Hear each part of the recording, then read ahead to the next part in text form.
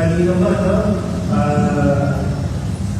Taas na po kamay ng miyembro ng mga organisasyon o ministries. The rest po, mga parishioners, wala hindi pa masyadong involved sa organization, mga nagsisimba po. Uy, sabi ko kanina mo, tayo yung mga sabi. Okay po, sige.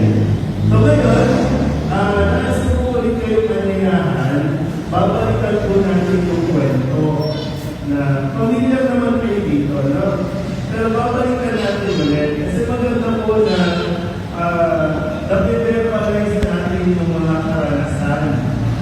Hindi yung, isa kasi kapag pangit na karanasan, ayaw natin ito pinag-uusapan. Ayaw natin binabalikan. Okay? Pero, mainam din na kaya na po bahagi ng pagninilay, binabalikan natin ang mga karanasan natin at sa pagpapalik, hindi yung sakit yung ating pong binubuhay. Kundi binabalikan natin para mas makita natin sa ibang perspective na, sa ibang point of view na, at matuto tayo sa mga karanasan na ito. Okay po? Okay. Thank you. Simulan ko na yung kwento. Paano ko binasa? Paano yung pinahayag? Ano ang pinakasimula? Birthday team po tayo, ha? Birthday team. Hindi ko kailangan yung opinion ninyo, ha? Hindi ko kailangan yung sharing pa ninyo. Birthday team lang po. Sige na. Anong simula? Anong ibang ito?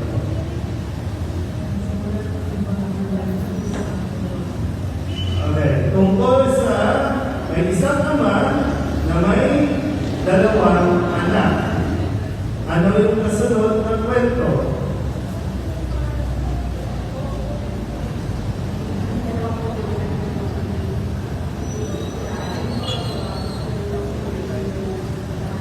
Yung pangalawa ba? Ano yung kasunod? Yung bunso, lumapit sa ama at hiningi ang kanyang mana. Anong ginawa pagkatapos? Iba, wala pa sa tulos tayo. Anong ginawa? Diba? Hiningi ng bunso ang mana. Tapos, anong nangyari? Anong kasunod? Paano siya maalis? Wala pa sa pinpin. Anong ginawa? Pinati ng ama. Pinati ng ama yung kanyang ari-arian at ibinahagi sa magkapatid. Ibinigay sa bunso ang kanyang mana. Pagkatapos,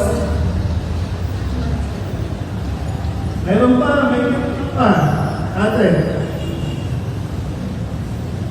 anong ginawa?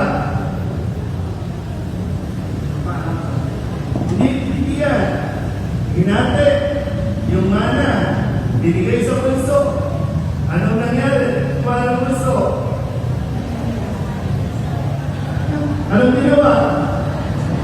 Ha? O, mali. Ginawa?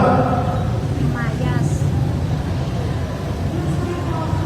Bago nilastay. Anong ginawa?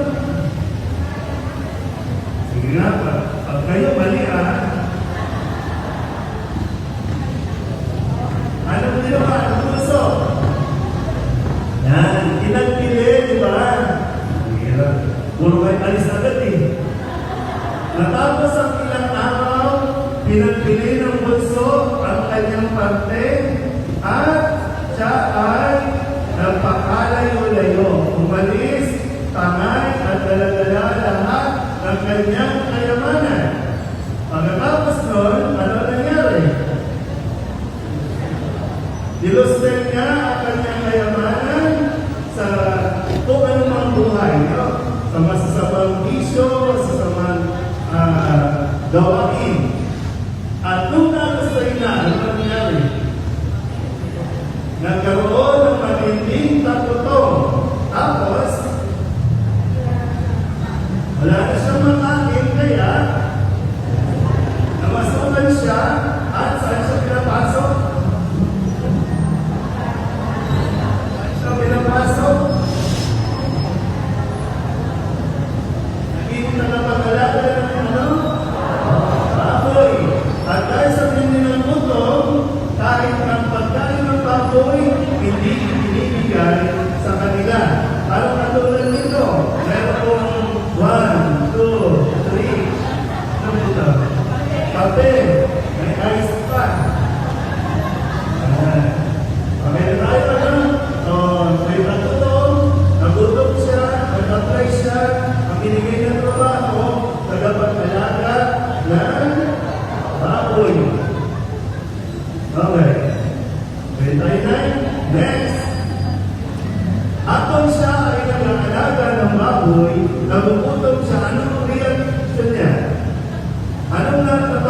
niya.